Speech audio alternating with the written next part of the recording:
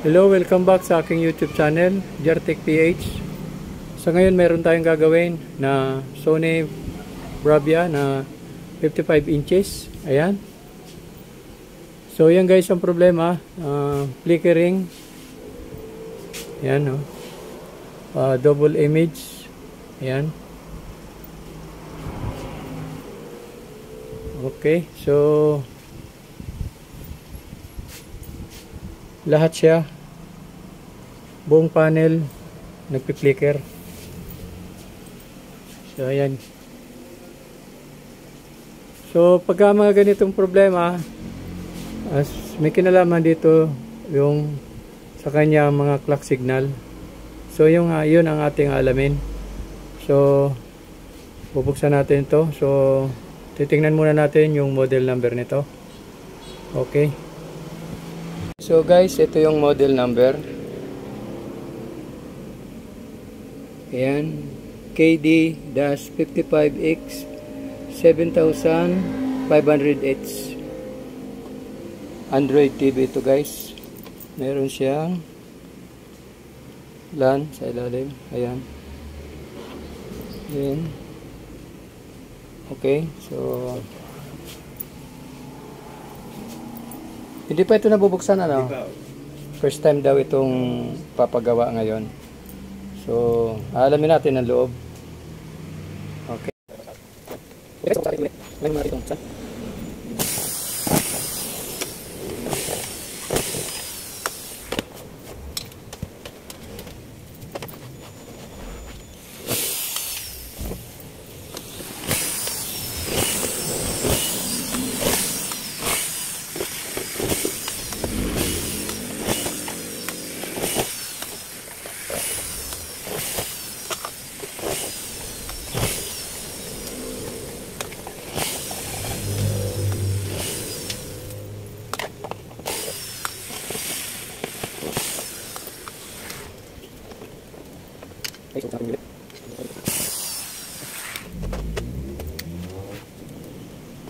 Okay, so ito guys yung laman niya sa loob. Okay, so ito yung power supply.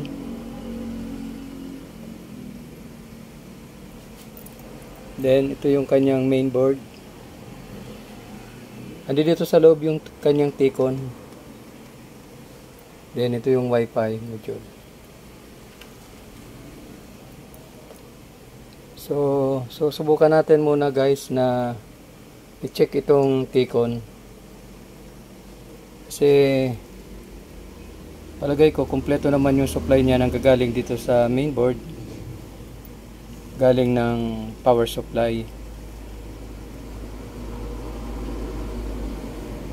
So ito kasi yung main board niya is maliit lang siya pero talagang napaka latest na ito. Okay, so bubuksan ko muna itong T-con. Okay.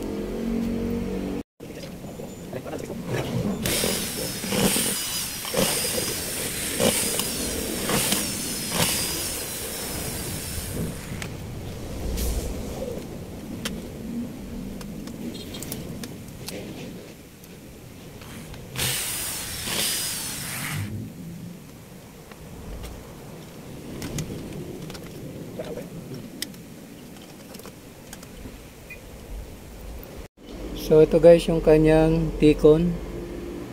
Mapapansin natin madumi siya, madumi yung IC. Subukan mo natin na linisan to.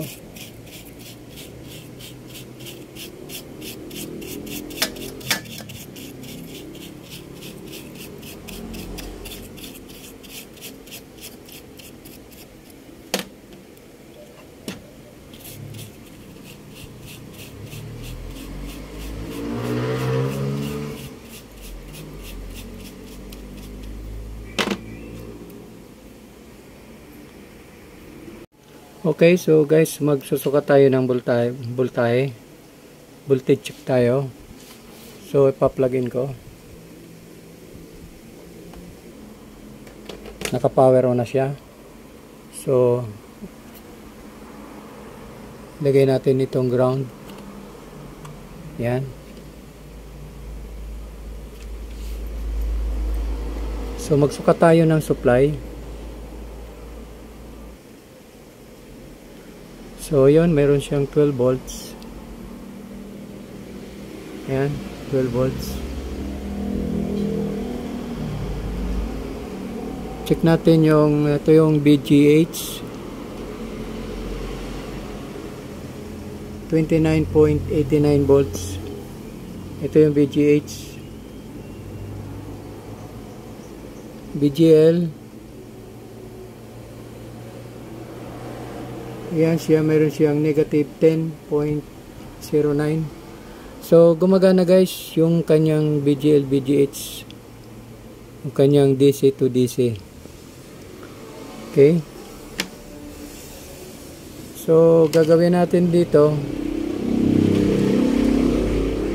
iyahan ko muna yung isang ribbon dito sa right side. Alamin natin kung magno-normal yung kanyang display. Okay, so yan, plug ko muna guys.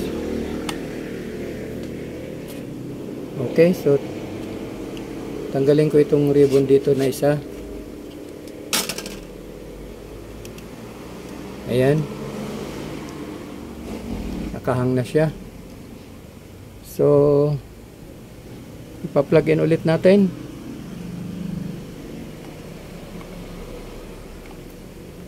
Ayan, check natin kung magkakaroon siya ng backlight. Yun, may backlight na. Okay, so titingnan natin kung may normal na lumabas sa kanyang display.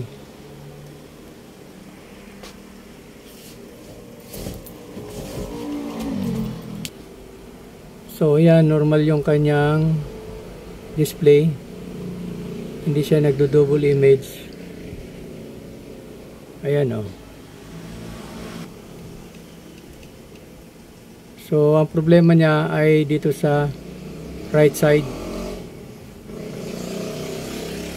Okay, so guys, na-check ko naman lahat ng capacitor dito. Yung mga test point naman ng supply niya is na-check ko rin kompleto. So ngayon, bablock ko na lang yung mga signals. Dito sa right side, meron siyang clock signal. Ito yon, yung may mga resistor na ito. Yan, 1, 2, 3, 4, 5, 6, 7, 8, 9, 10, 11. Tingnan natin kung magno-normal siya. Okay, so guys, ito yung blinak ko na pin. Ayan, bali 12 pins ang iblinak ko. Dito sa right side, dito, ito yung mga clock signal na ito. Ito yung blinak ko. So 12 pins ang ating blinak. Okay, so try na natin. Okay, so yan na guys ang ating blinak. Okay, so itatry na natin. Okay, plug in.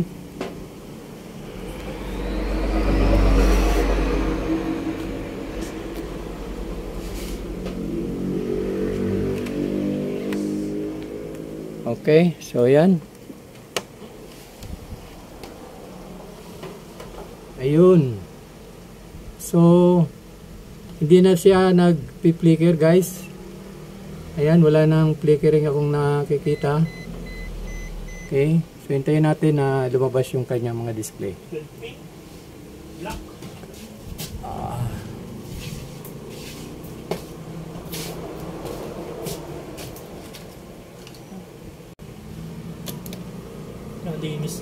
So ayan guys, so, wala na siyang flicker akong nakikita. Malinis yung kanyang panel. Wala siyang hairlines. Ayan. Okay. So tatakpan ko na lang ito guys. Final testing. Okay.